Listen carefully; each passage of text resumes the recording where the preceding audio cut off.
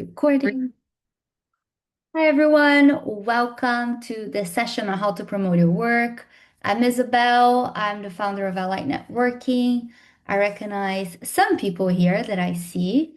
Can I get a sort of quick show of hands of who here is an artist of some type? Okay, cool. Anyone else wants to promote their work as more of like their business or their as a freelancer? Okay, nice, amazing. So please introduce yourselves in the chat, put any information about who you are. I usually recommend that you use online workshops as opportunities to network as well. So like put your LinkedIn or Instagram, maybe make a note of someone that you think is interesting and chat to them afterwards. Always a good way to keep your networking in place. And the recording will be sent to you probably tonight, and you'll have another, I think, 5 days to watch it before it expires. But without further ado, we're going to get into the main session, which is how to promote your work. So, who here is afraid of selling or is annoyed by selling? Yes, lots of you. It is weird and scary, right? It can be icky. What are the things that you think are the scariest? If you can type on the chat, would be great.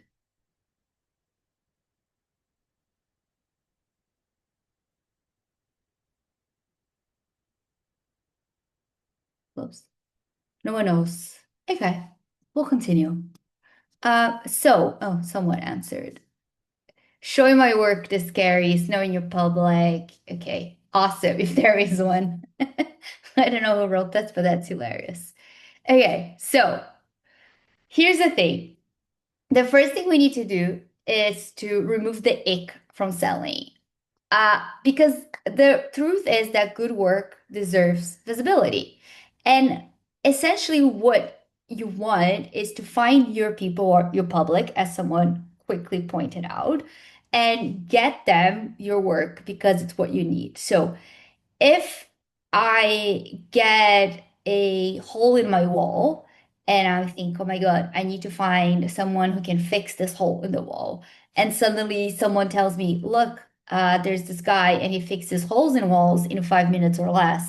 Or I get served an ad and they say, here's an emergency hole in the wall person for you who lives 1 block from your house.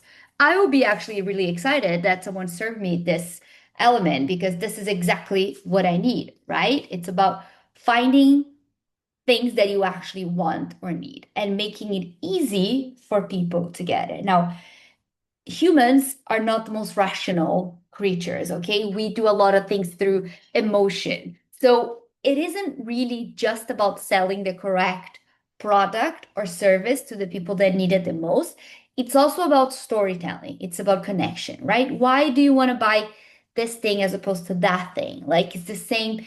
Sometimes people want to buy things because they believe they love the design or because they just need an umbrella or because they really want to support a cause and that company is a B Corp, or because they love those colors. Like, whatever it is, there's also about your story. Like, I always tell the story to people when it comes to product. I love coffee. I'm a diehard coffee obsessed human being. And I like many types of coffee and many brands of coffee. And I'm a massive coffee snob. I am from Brazil, though. So, give me that. But I try to only buy coffee from this one brand because it's made by women and it only serves and roasts coffee from women producers around the world. They have a really good transparency about their sort of supply chain and how much money goes in the hands of the farmers. And so if I am going to buy coffee, I prefer to buy that as opposed to something else because I know where that's going and I believe in the ethics of it and the design is gorgeous.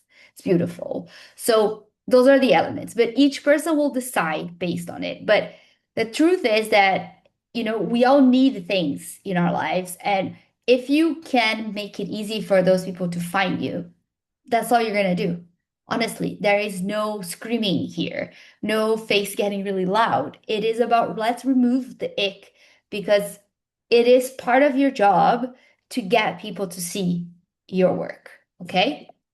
Now, having problems with the internet connection. Okay. This is something I wrote in the last newsletter, if you've seen it or not. Otherwise, I can pop it on the chat. But reputation is something that eventually will get you really far. And word of mouth is the one thing that we all want to achieve. But until you achieve that sort of state, let's say, focus on selling. It's going to be a lot of your job as well. And selling is not just the sales itself, but it's building that word of mouth and that income of clients, let's say, pipeline, right? Now, no one usually arrives at the space where they never have to worry about anything again. But there comes a time when you potentially have something a little more solidified, you have maybe a client roster, you know a little bit more about your audience and your public, that things seem a little less stressful, that you have to do less of the pitching and of the building, and you can do more of the just managing that, right? But nothing lasts forever. For instance, Nike, I'm sure everyone here knows Nike. For years and years and years, they were the number one shoe brand in running. All the athletes that were winning races were wearing Nikes, and they were seen as this huge thing. Everyone wanted to work for Nike. And then they stopped investing in a lot of stuff in running because they had other priorities. And they're like, we are the leader in the space, so it's fine. And quickly, like in 3 years, they were completely taken over by a ton of other brands, including indie brands. And now Nike sort of like trying to copy some of those and so on. And they're like rushing to get back to where they are. So, really building connections with audiences and sort of knowing exactly what your niche is and who you're talking to is really important. So, visibility and insisting on your message and repetition will actually build a reputation. So keep that in mind. The other thing that I said in the beginning is that we don't buy what the product itself is, right? Like you decide to buy a specific t-shirt for a variety of reasons. Or as I said, I buy that particular coffee for a variety of reasons. So people buy what you do for them. So they buy the value that you provide. And obviously, when we talk about value, it can be quite subjective. A value in a service is different than the value, for instance, from a piece of art. But all of those things are of value to you, right? They will indicate something. They will either be something that's convenient, they will help you feel better about yourself, they will fit your house, they will make you happy. It is really about what your service does for people and how you can help them. That's always how you have to think about when you're thinking about promoting your work, okay? And this is where this comes in. Repetition creates reputation. I think one of the questions I hear people the most is like, what if people get annoyed that I'm always talking about myself? Now, if anyone follows me on LinkedIn, they will probably think some people say to me things like, well, you're so good at sharing what you're doing on LinkedIn. And some people be like, oh my God, you are so cringe on LinkedIn. It doesn't matter. That's where most of my leads come from. And therefore, I have to repeat what I do because a lot of things. One, people don't pay attention to anything. Second, people need to see a message around 22 times before they commit to you. And especially on platforms like social media, a lot of our audiences are entirely passive and almost invisible. I don't know how many times someone emailed me to work with us or to ask for my service, and they have never in my life commented or even liked a post that I do. But then they say, I saw that you did this because you posted this on LinkedIn and I wanted to buy the same. So repetition really creates reputation. If you focus on one thing at a time and you really drill on that, it will make it that much easier for people to kind of identify you with that thing that you can provide for them in terms of value. And then in turn, decide that that is the connection that they'll make in their mind. Like, oh, Isabel teaches networking courses, great. Or this person does catering, or this person creates graphic design using only pink and green, whatever it is. So whatever it is that you do and you're focused on, you gotta repeat the message in different ways, in different manners, and in different platforms until you find a good rhythm. And also remember that people will have to see it in different ways. It is just the way things are. That's why we sometimes get the same 7 ads on Instagram or on TikTok or on the newsletter. That's why we all do those things in terms of content marketing, right? We don't decide on that many things on a whim. Okay. And as I said, once you have a better reputation, and I'm not saying reputation in the sense of everybody knows who you are and what you're about, but that you are identifiable with that one thing that you're trying to promote in an easier way, that immediately people think of you when they think of that thing. And it's not everybody that needs to think of you either, it's some people. Okay. Everyone with me so far? Let me see those faces. Cool. So, first thing to understand is that we are talking here about reaching an audience of people that are going to buy from you, whatever it is. And obviously, there's a lot of time after some of this presentation that we can go into specifics. But what do you think selling in this case is more? Is it about communications or is it about marketing? Does anyone know what the 5 P's of marketing is? Are no, lots of no's. Okay, well. There's something in marketing that says that marketing is about, selling. So there's like you need to think your price, the place, the person, etc. Communications is about ensuring that an audience understands your message. That's why, for instance, we don't say that a company has internal marketing. They have internal communications because the CEO needs to communicate with the staff and the staff that has to communicate with each other. And that's why when you're having a fight with your boyfriend or girlfriend or respective other, communication is the problem. It is about really, it's not about what you're saying as much as what people are understanding or are hearing from you, right? And I think we can all look back to a moment where you had a disagreement with someone where you're actually saying the same thing, but in different ways, and no one is actually understanding each other. So when we're talking here about promoting your work, because I said it's not just about the service or the product itself, it's about what is the value that you're bringing to people and what is the story behind it. So it is a lot more about communicating something to someone than about plainly just selling. It's not just about the price. It is a lot about the way you're talking about it, especially when it comes to creative work, right? Um, so in communications, we have the 5 W's. So it's who you're talking to, what are you sharing, where will they see it, when is this thing happening, and why should people care? So obviously, this is really important. This is where the value-based thing comes into place.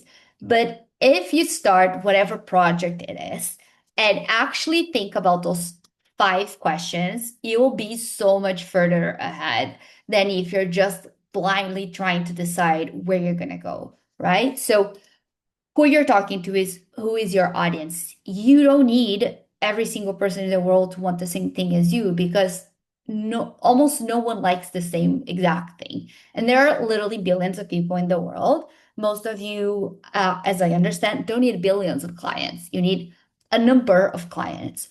And also, it's about deciding, you know, uh, if you need to earn £5,000 a month, you can get 5 clients that pay 1,000. You can get one client that pays 5,000, or you can get 10 clients that pay 500, right?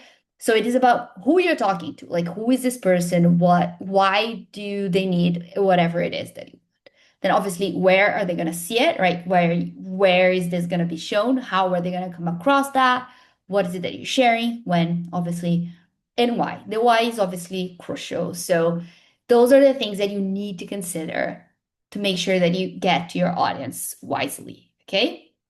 And these in opposition are the marketing piece. So product, place, price, people, promotion. Okay. Now, there will be things in marketing that will come into place here, but communication is a lot more important because it is the storytelling is really a huge element. And especially if it's something around a creative service of any kind or a creative product, The connection that people will have with you is going to be really, really key. Okay.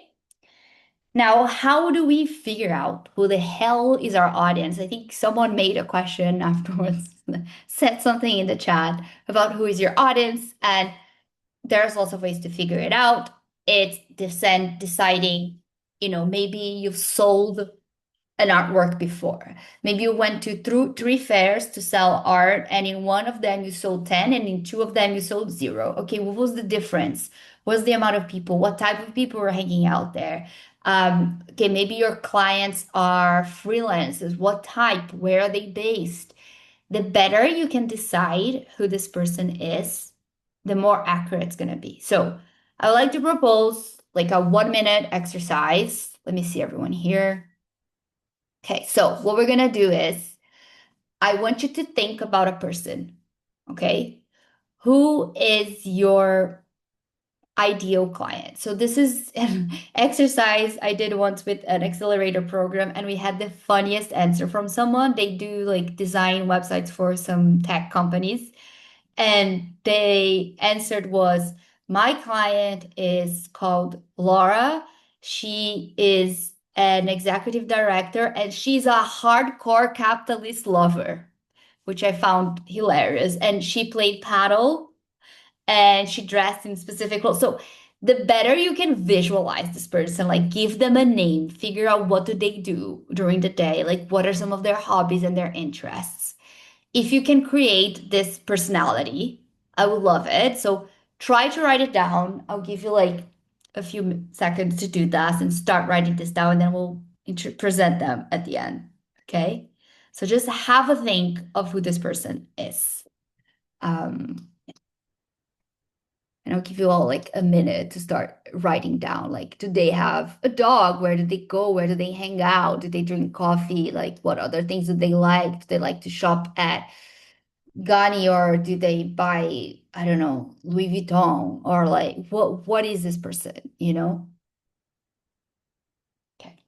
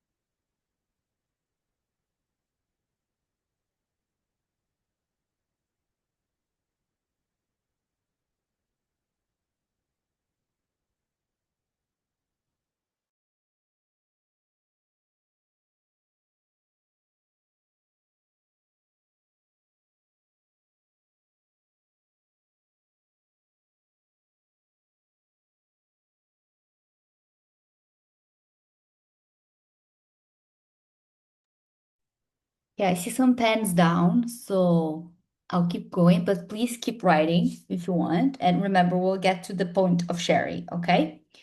Now, this is the second exercise that I want you to think about. So, since we're going to try to explain to this customer what is it that we do in their perspective, I want you to try to fit whatever it is that you do in this framework. So,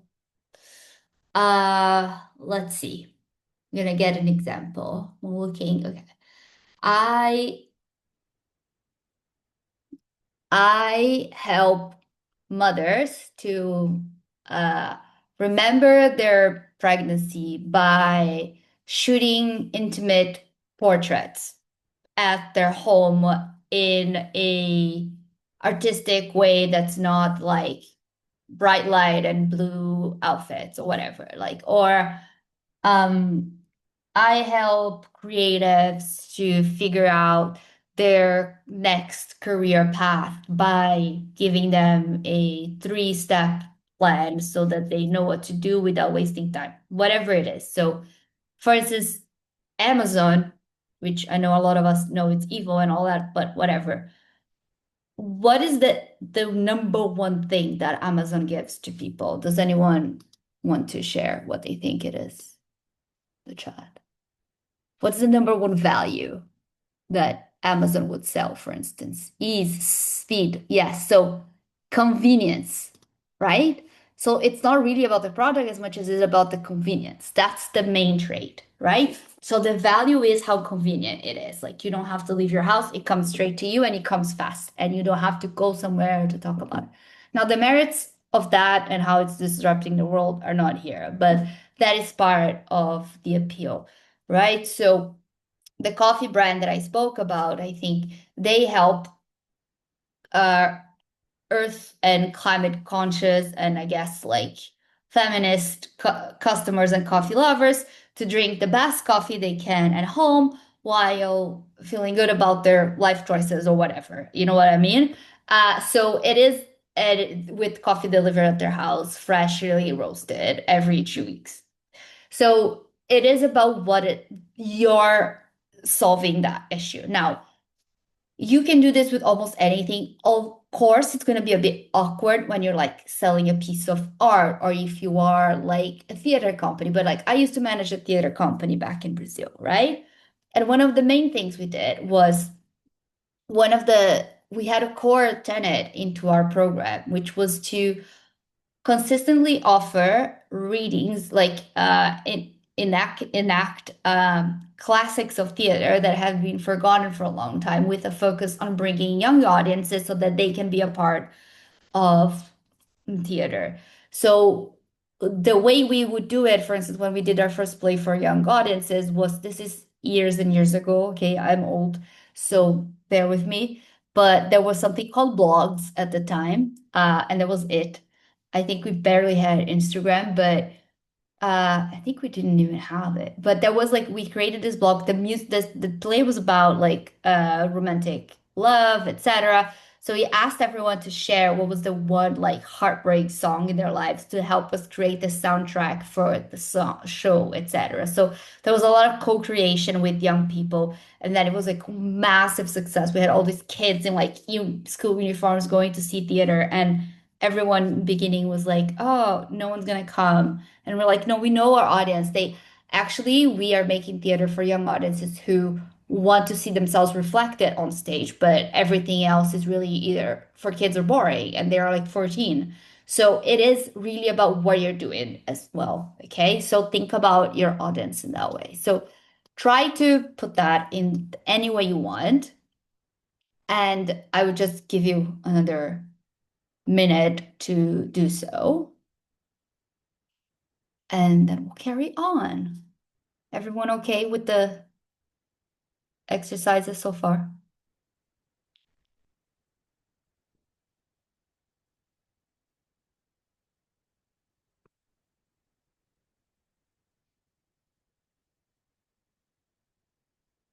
If you have a really good sentence and you're happy with yours, or if you want feedback on yours, please feel free to put it in the chat as well so other people can see it. And even if it looks clunky, but just do it in a way that feels good for you.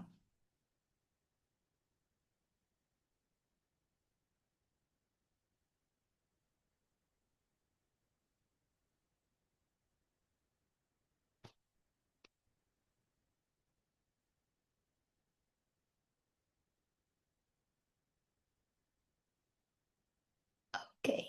All right. So, what the hell do we do now? You will see this image soon on my Instagram because I love it so much that it's going to be part of one other post, but that's neither here nor there.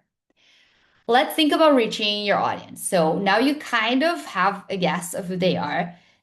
If you have no idea of who your audience is, we're going to talk about that later, but imagine you more or less know who they are. So there's different ways, obviously, of knowing your audience. You can do market research. You can figure out, for instance, if, oh, my audience is definitely like women who have 1-year-old to 3-year-old babies. So you can probably look at the number of mothers in London, you can look at things like that. So it is about figuring out more or less your market, how many people are, where do they go, where do they hang out, do they go to the park, do they go to the coffee shop, do they go to yoga studios, and where? So think about the places where the person is, right? And with that, you can start thinking about what are the best ways to reach people. So these are just some literally formats of reaching out and communicating with people. So there are flyers and posters, right? You can put things in place. You can actually give something to someone.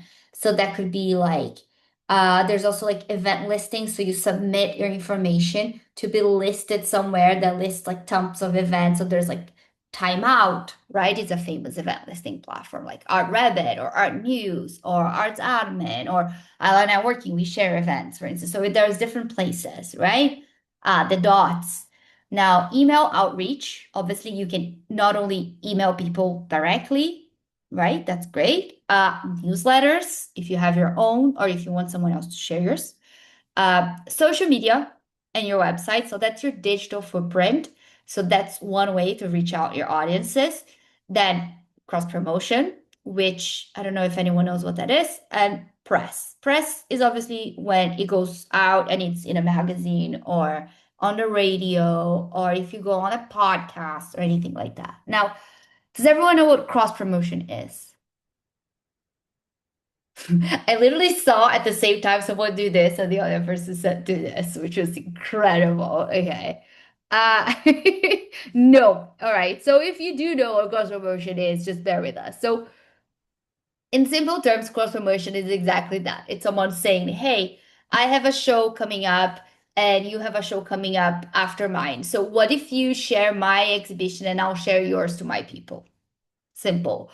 Or if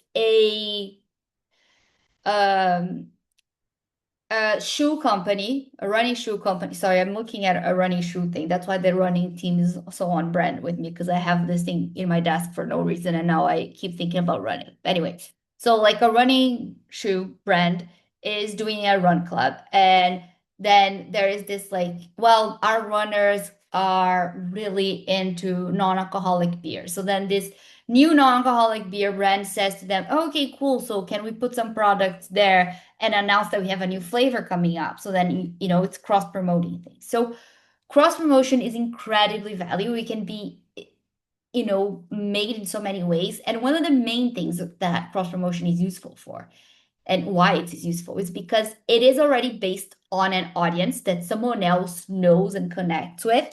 And it's like almost like a word of mouth referral, right? But it's from an institution to another, or from one brand to another. That's why we have brand collaborations and brand crossovers, right? Because we are a lot more likely to buy something from someone if a friend recommended it to us. But it is really good if, for instance, you love something that someone else that you love, like this community or this thing, or like you always go to see every single show at this one gallery, and then they send on the email, by the way, one of our artists is also doing a show at this other gallery, or we're gonna be at this fair, you should come check us out. So whatever it is, like there's already a connection, so people are more willing to trust that recommendation. Okay. So that's literally what cross promotion is. So what I recommend people do, and this can be done for anyone that's here, okay? If you have a service-based business, a product-based business, but you have something that you want to launch or you want to sell, I recommend trying to figure out a press pack for what you're going to do, okay? A press pack is literally a document on a Word or a Google Doc that can be easily shared with people. So it's kind of a summary of everything that you have about your business or about your service that people can easily use to copy, paste, and share. Remember, we want to make sure that people find your information, that they understand the value that you give, but also that it's really easy for people to share that information with you. Okay. So what you need to usually have is a event slash project description, service description. Like, again, what is it that you do? what is it about you that's cool and why should people care, right? What's the value in this? This is the communication 5 Ws. They need to be included in this. Then image or a video, something that will share what is it that is.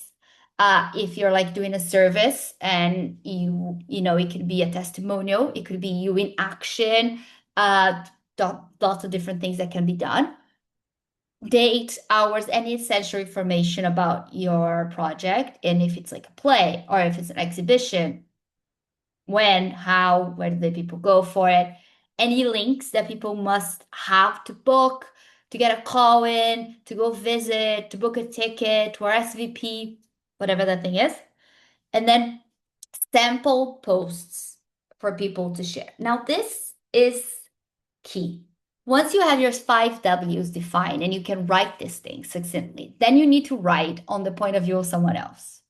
The goal of this is saying it to your friend who runs the other art gallery, for instance, be like, hey, Lisa, so since we're going to do this cross promotion, I wrote 2 different posts for you. Feel free to adapt them as you want. So the post would be like, our friend Isabel is doing this amazing show.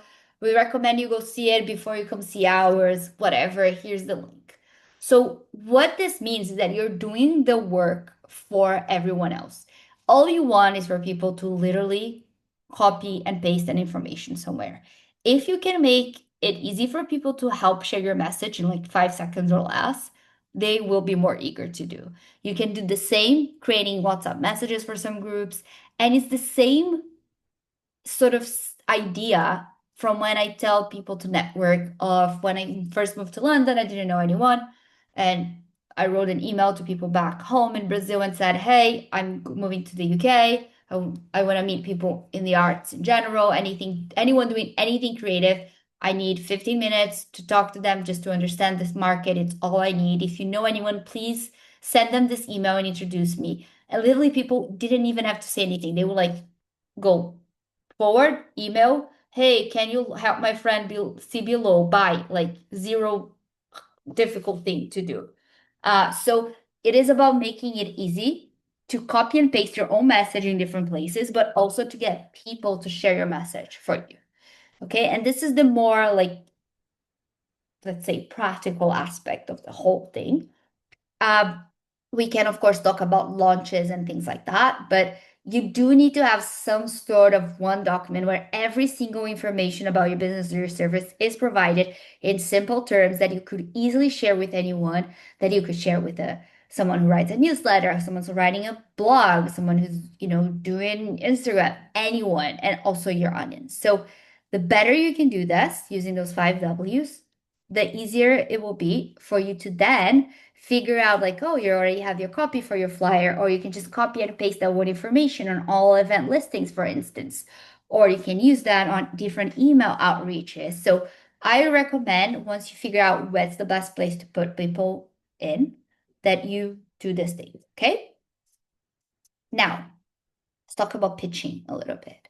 All we've said so far was figuring out your value, your audience, and what you're doing, right? And we're going to talk a little bit more about this, no worry. But there's also this thing called pitching, right? Which is what I think people think of when they think of selling, right? So there's cold pitching and warm pitching. So cold pitching is when you don't know someone and you write an email and say, hey, my name is what? No. So my name is whatever. I do this. I wanted to offer you my services. This is what we do. Would you like to have a chat? Whatever.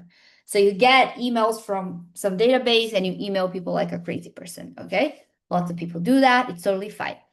Cold pitching doesn't tend to revert the same results as warm pitching, which is why I teach so many classes on networking, because as I said before, selling is also about storytelling and connection, especially when it comes to the creative world, and relationships and how you're telling your story will really impact how you're selling things or not. Okay. So warm pitching takes more time than cold pitching because it means it's creating different relationships with people. but it can be incredibly beneficial. It can also be the best way for you to figure out your audience if you're still unsure who they are. So, warm pitching is when you literally start like simmering your contacts. So you can do this in a variety of ways. You can have your database of people you already know and reconnect with them, send them cross promotion things. Maybe you have a list of potential clients that you're going to talk to, you're going to take them for coffee, you're going to make a free offer for them to come in and know more about your work. Maybe it's attending a bunch of events and sharing your work there, sharing your services, doing a talk, or exhibiting in those events, depending on the type of work you're doing, or going to events just to meet other makers or other people in the field. And really just explain who you are and engage in real conversations with people. Maybe ask people what are their pain points so that you can solve it for them. There's also research, right? You can figure out what is it that people need, try to find particular people, start creating those connections, ask for introductions. But it is about connecting with people directly. And when I say directly, it can be in an online format, like via email, DM, on Zoom calls, or in person, right? It doesn't all need to happen in person, obviously. Okay. So if you open I started a new venture recently, and so I emailed a few people that I know, and I said, hey, I wanted to tell you that I'm doing this. Would love to hop on a call because I know you know something about this field. It would be great to hear from you. And then some other people recommended me, some people told me to go to some events. So it is a harder process, but it tends to be the thing that creates the most results because people see you, they trust you, they start connecting with you, and basically it helps them to figure out what you're about and then if that's the person they want to work with. Okay, so who can you reach out to? Because some of you are going to tell me, I don't know anyone. You can tell people in your network, your friends, your family. People know people who know people. As I said, if you make it easy for people to help you and copy and paste the message, great. Other freelancers, for instance, that work in different fields on in things that are complementary to you, you can reach out to each other. You can all send a pack together. You can do something together and collaborate and maybe cross-pollinate different client bases. Former clients, you can ask them for a referral. You can tell them they can get, if they refer someone to you and it's successful, they get 10% of the first of the fee with something called finder's fee. Or referral fee, or you can just ask also former clients if they need extra services from you. You can also ask them to give you a testimonial. So there's lots of people you can already reach out to sort of reignite new forms of connections to create the warm pitches. Okay. Finally, something that I want to talk about before we go into one more exercise is to be your creative self. You are all creative, so you don't need to do boring promotion. You can like create a poster somewhere. You can go Brett Summer inspired. You can pull something. You can dress up in the name of your company and go to an event dressed like that and take photos. You can create funny posters and put it around town. You can be like Surreal, the cereal company that does really funny posts on Instagram that are about like the things that they made wrong. You know, you don't need to do the same stuff everyone does. You can do it in your way with your own voice, and that's gonna be so fun. Like I love to think like when I have a big conference that to go to, I always think of something that I can bring to people that will make sense for that company. So I run a sports community thing, and during London Marathon, I was doing going to lots of events, and I had some mints made that got I bought a bunch of mints, and I made some really cute stickers and put the stickers on all of them because people are always like eating those gels. They always feel gross. Everyone's always looking for like a mint or something, and I'm like, I have some here if you want, and then it has the name, and they're like, oh, this is so cool. Or you can have like a different postcard or something. Like once I went to like a student fair, so I made some really cool bookmarks. And on the back of the bookmark, there was a QR code that took to a bunch of our free resources, and there are guides that they could download on like how to get into the creative industry. So it can be simple things. It can be your outfit, whatever it is. Like you can dress in a particular way. So you can be your most creative self. Okay. Now, if you hate everything, that I said today. Do exactly what I tell people to do when it comes to networking, which is to flip to what you can do for someone else. Okay.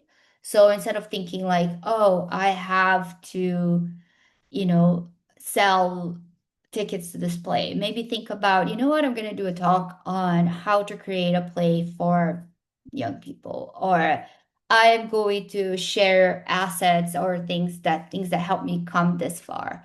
Or I worked with someone, for instance, and she created a platform for um, sort of showcasing other artists that she was interested in. And what happened is that she ended up becoming really good at writing about artists, and artists really love being featured because they tend to be really bad about talking about themselves. So it became this thing where artists wanted to be interviewed because there would be like something written and it would help them to like talk about themselves in grants applications, etc. Then we worked together, and she was like, I'm gonna do a whole talk on how I go about applying for grants and funds. And that really helped her. It built her a massive following. She then got into this award thing that she wanted to. It gave her like more ways to connect with not only artists, but also gallerists and curators because of that. So you can do different things that are about your community and the people you're talking to. Or, I did this talk on Deaf for X, which is a festival that's happening that happens in Louisiana. And they said, well, if you have like a three independent galleries and they're all exhibiting during Fringe, so instead of like they're all like doing something on their own, maybe they could all create together a brunch that, it's one gallery on the around the other, and like you go to all three of them on one morning and there will be different brunches on each one. Or you can do something with your collaborators and everyone does a map of all the shows you could do that day, and someone who does do all of them gets whatever. So there's stuff that you could do as well with others and for others that might be helpful in what you do. Now, final word of advice, not even doesn't even come from me. Does everyone know who this person is? Questlove. Yeah.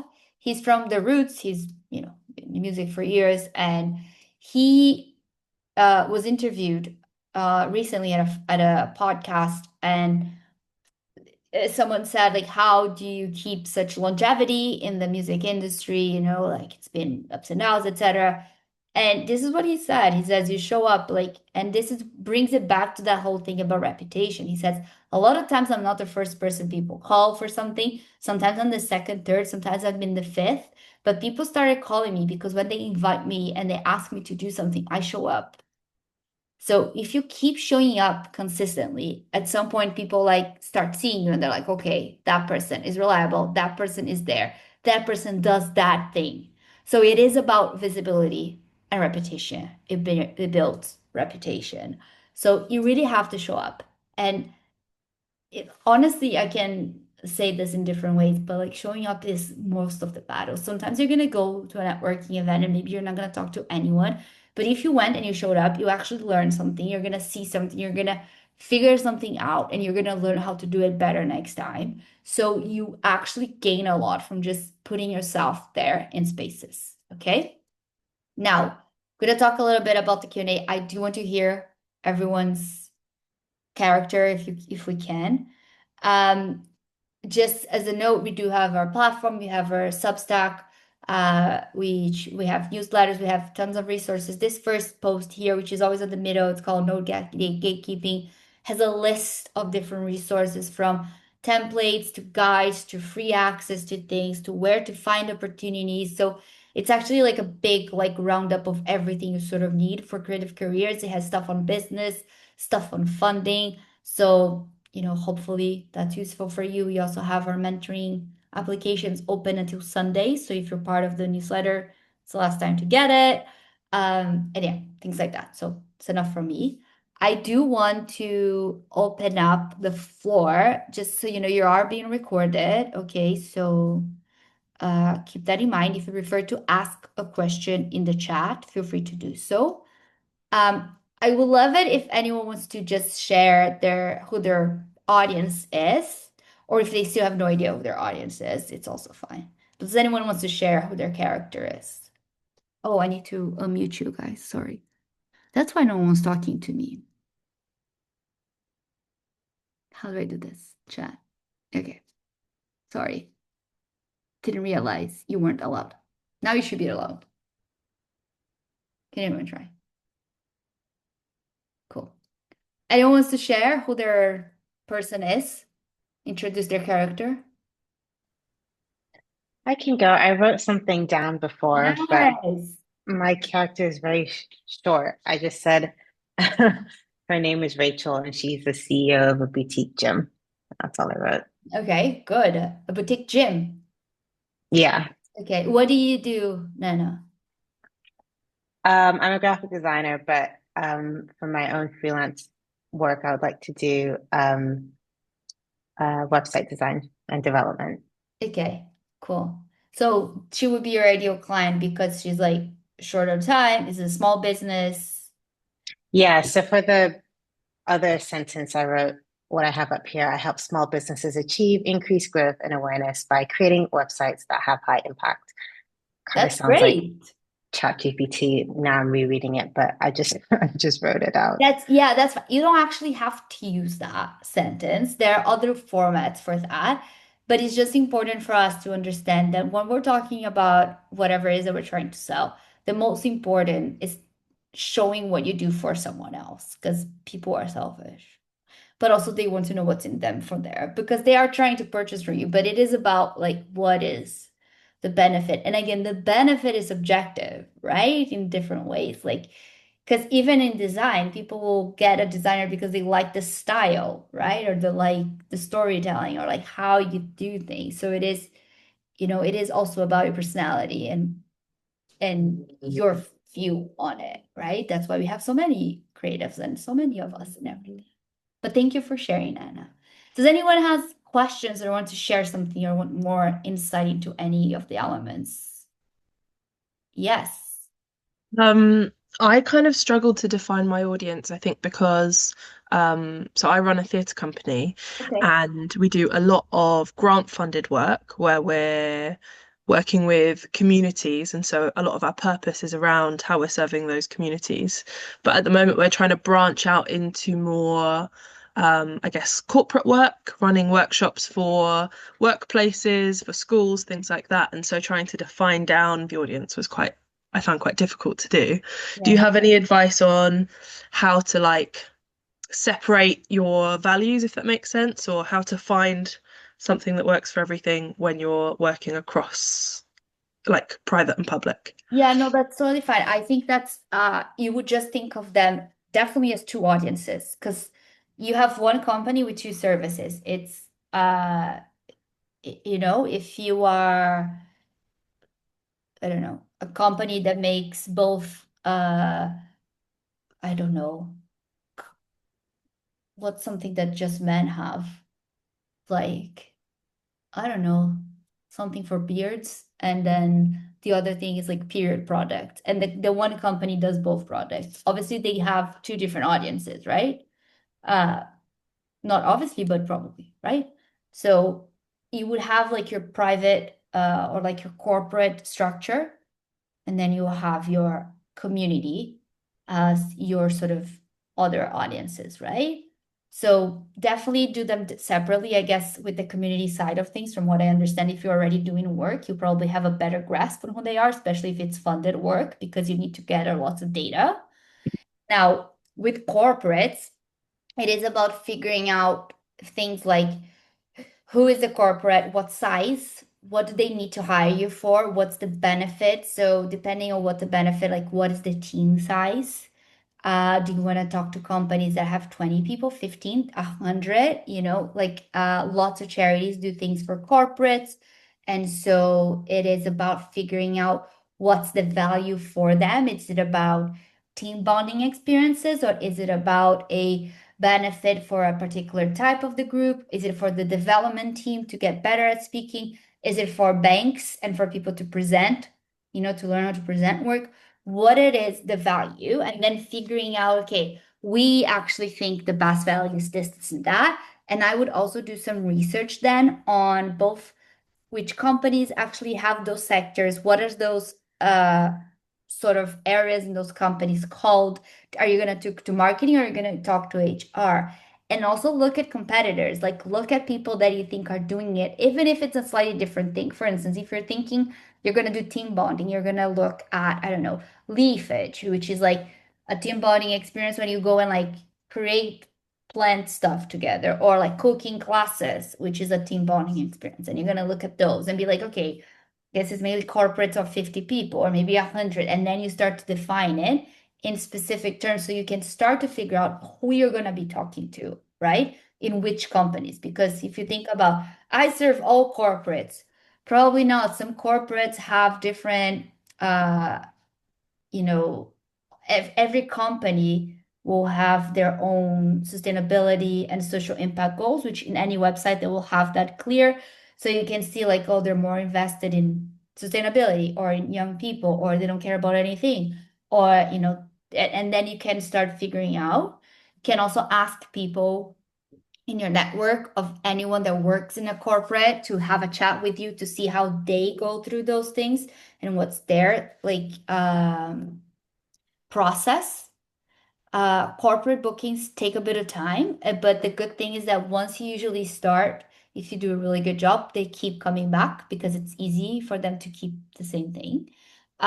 Which is why reputation is a nice thing to have, because you keep having the same clients that come over once again, and then you can often expand contracts once you deliver the first thing for them. So hopefully this is clearer. Yes, that helps a lot. Thank you. You're welcome. Anyone else? Jael? Did I say that right? Yeah, hi, it's Ah, Yael. yeah. So I have a question that relates to how do you apply all this to, let's say, multi-hyphenate creative career? Like, how do you promote yourself? Do you focus on the specific services that you can offer to a specific person or business, or do you also tap on, I don't know, the pool of resources somehow? Yeah, okay, so yeah, this is the thing. Most people are more than one thing. Like I do so many. When people ask me, what do you do? I say I make things happen. Like, I don't know. I do a lot of things. And Island Networking is one of my businesses. It's not my main business because it's a social enterprise. So it doesn't really pay a lot of the bills because it's not, that pricey for things to happen, hopefully. And we do a lot of things for free. And if we were to charge everyone for the stuff, then you would no longer serve the purpose that I wanted to serve of it to be accessible. So therefore, you know, no. So I have my consultancy work. So I think it's easier, not I think, I know it's easier when people can immediately identify with something. So ideally, you figure out who is your audience for one of your services that you're going to start focusing on first, right? Once you have one thing that you're going to focus on, and just focus on that for the first 3 months. I don't know, you say, like, this is what we're going to do.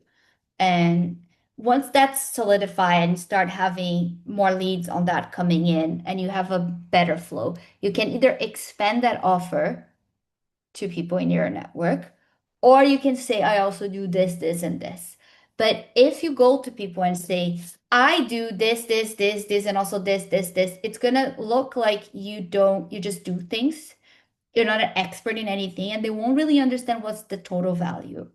Okay? Unless you tell them I'm a virtual assistant. And even still, you need to explain what's the service for and how you work and how it can help make people easier. So when I tell people that you gotta try to focus your energy on one thing at a time, it doesn't mean that you don't have to be a multi-hyphenate. It just means that for the external world, you're going to be highlighting a particular thing that you do to get started so that you can repeat a message, be really annoying and cringy as much as you want, and then get the reputation, get that start of that lead of the pipeline, and then you can figure out.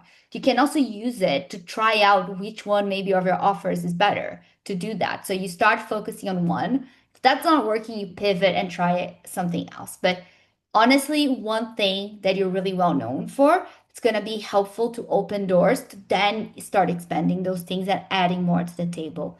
I know it looks easy for us because we are multi-hyphenates to understand what we do. But people don't think like that. And it's not, and I'm not saying the other people are not like us. It's just like our brain works in this particular way where we try to put things into boxes and we categorize things, right? We see something, we say, this is pink, this is yellow, immediately. We see a person, we think this person is short, this person is tall, also depending on who you are, right? So we judge people really fast, and people will judge you as well really fast. So, and again, by judging, I just mean categorizing and putting you in a place.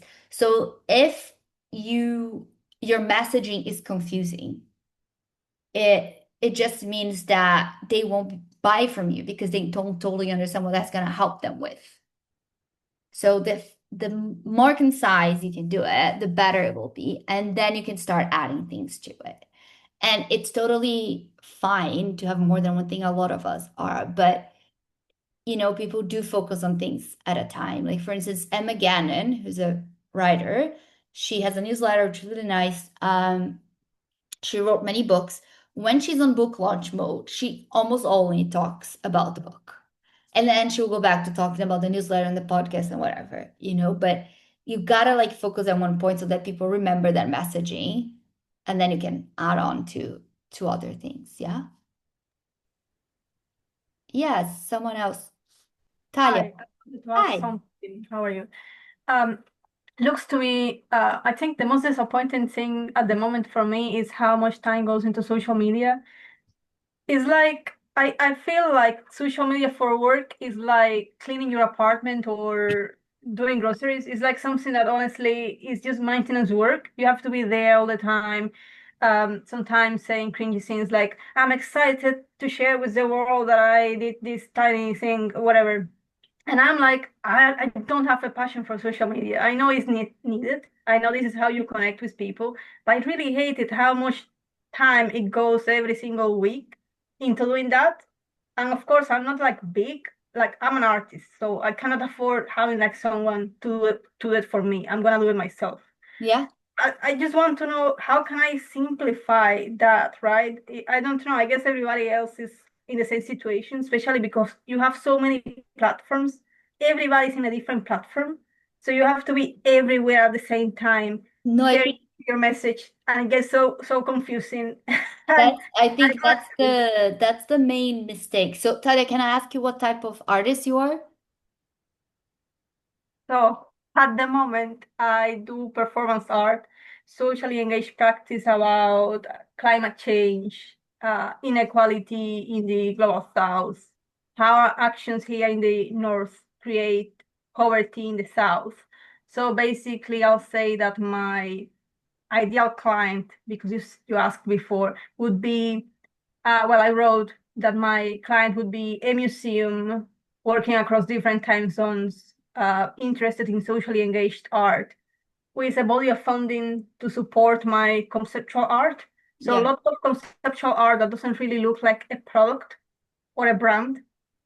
Like basically, I spend lots of time chasing after funding and collaborators who might want to do something with me, and I make money not out of selling the work, but out of getting some funding to Yeah. make the process happen and engage certain audience.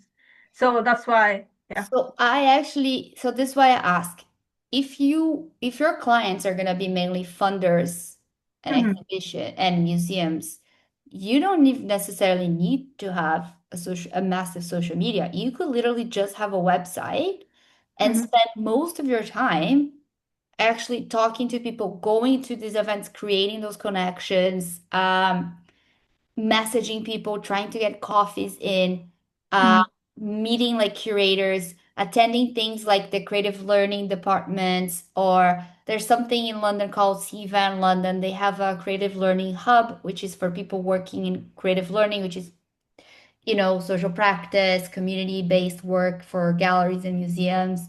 That's free to attend, for instance. I would say that probably it's gonna be a lot better for you to invest in that type of promotion than to just have a lot of time on social media. It's not necessarily the one thing. I don't, you also talk to different people in different platforms. I always say that's why we talk about who your audience is. Like if you're talking to funders, and museums, maybe it's worth having a LinkedIn account just so you can find those contacts, so you can email them. Or maybe you're going to be part of the Museums Association or some type of association for people working in socially engaged practice or something, which might be a lot more beneficial than just posting things on Instagram or TikTok, you know? Mhm. So it really depends. Like if you have, I always use this example. For a long time, what was called Twitter, made recipes, was the platform of choice for anyone who was a journalist and for people wanting to find journalists. It was text-based, it was quick. Everything that was news happened at Twitter first, right? That's where breaking news would happen. Therefore, every journalist had a Twitter account and they would say who they were. So you could find them and that was the best way to connect.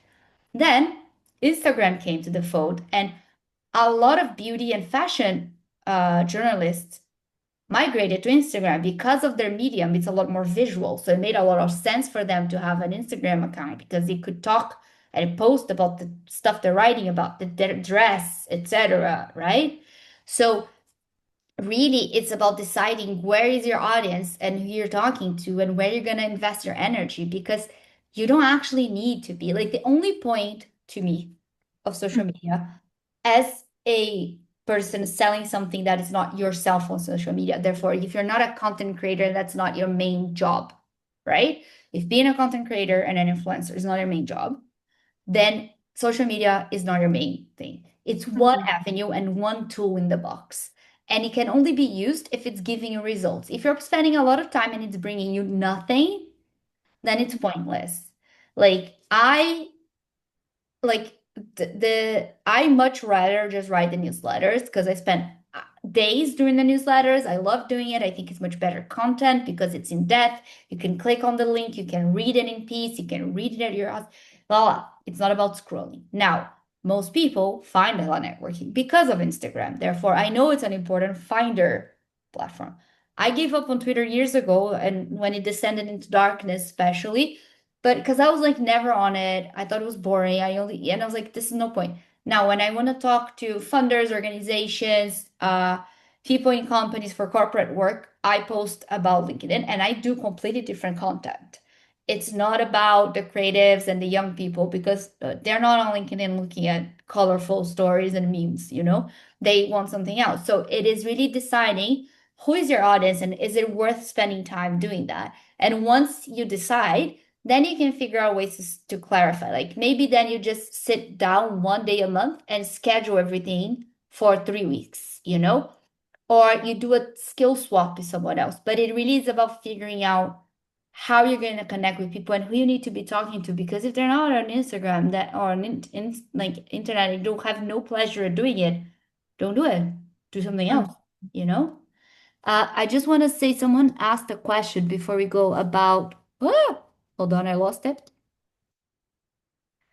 Uh, how to turn a cold network into a warm one if most of the network is online. And I just want to say that I met a lot of people online on LinkedIn, etc. Networking, for some of you that don't know, started during COVID. I didn't meet anyone in person for 2 years.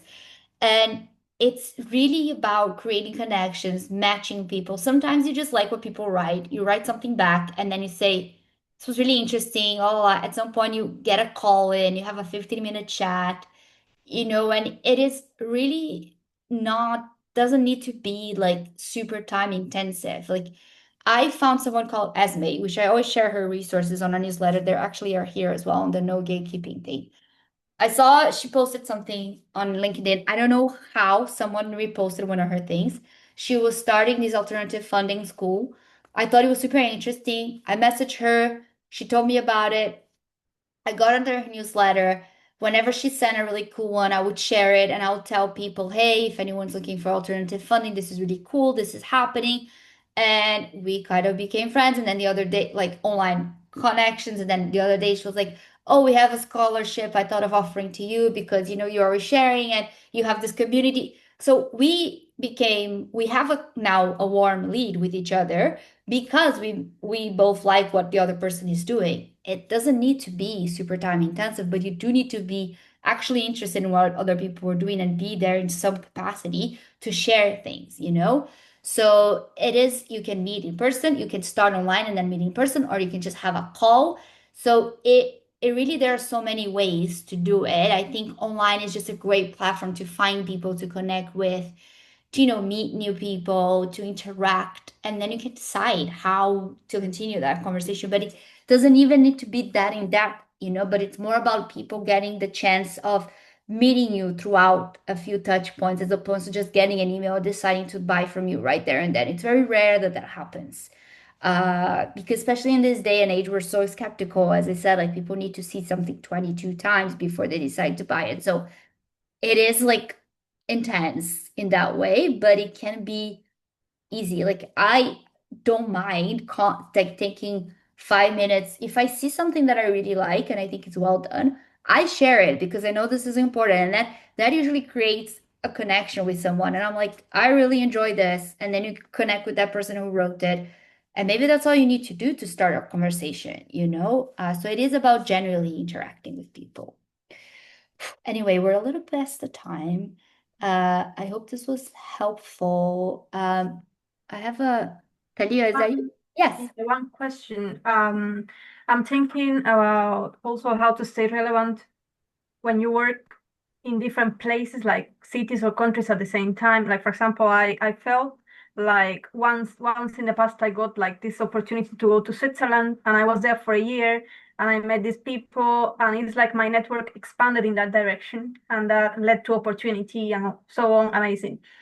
When I went back home, it's like people didn't remember who I was because I was abroad for a year. So I was Yes. thinking of how do you stay engaged when so many people, when you move between countries at the same time, if that makes sense. Yeah, I think some of it is about really, sometimes you really have to focus on that one network you're in. Then when you come back, you have to do a bit of catching up work.